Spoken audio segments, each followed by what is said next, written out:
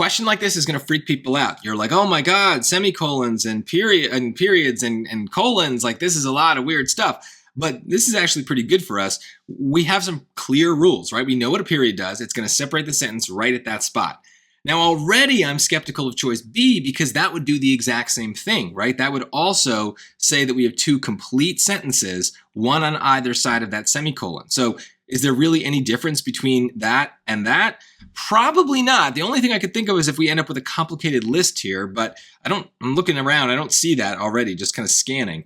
Now, choice C would do the same thing. We have the colon. That can do two things, right? So in order to use a colon, we need a complete sentence beforehand, and then we have some flexibility with what comes after. It could be another sentence. So maybe it's going to be A or C just because those ones allow more flexibility. B and D are very rigid, and they're rigid in the exact same way. So I don't know, but let's take a look. We can just look for sentences here. This is a long sentence. I do think it's going to reset here, but let's take a look.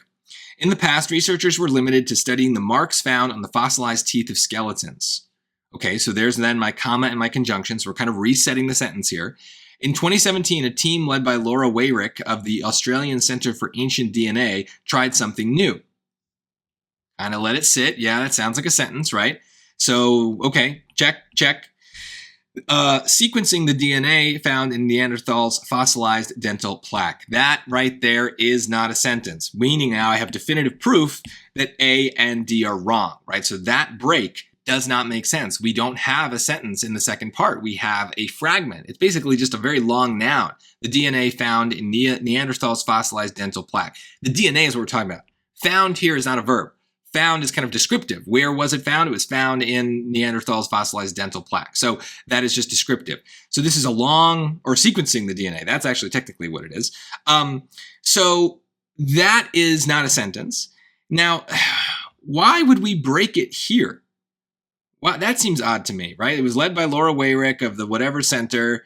She tried something new, sequencing the DNA found in Neanderthals' fossilized dental plaque. Right? There's no real need for a break in that spot. I hope you can just hear that the word sequencing is part of this whole thing at the end. So choice A is the answer here. But I think this question is only going to be a hard one if you do not know how to use semicolons and colons, because your instinct is to avoid them. Do you use them in your own writing? No, you do not. So when you see them on these questions, you assume that they're wrong, that you just avoid them. And so a lot of you are going to pick D here, not really understanding what you're doing or having any reason other than like you've used periods in your writing, you haven't used colons and semicolons. That's bad. That's a very dumb way to approach the SAT.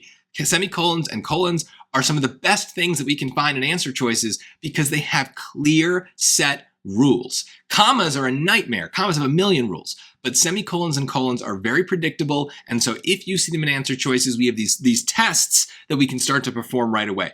Is something a sentence? Is something a fragment? If we can understand that, those kinds of structures, we can definitively know whether or not we need that punctuation mark. Plus, like I said, I'll highlight it, having a semicolon and a period is going to be the exact same thing most of the time. If the wording is not changing, but the only thing changing in the choices is a semicolon versus a period. Most of the time, like 98% of the time, those are going to be identical. If you want to know about the 2%, go to my lesson on semicolons and I explain it there.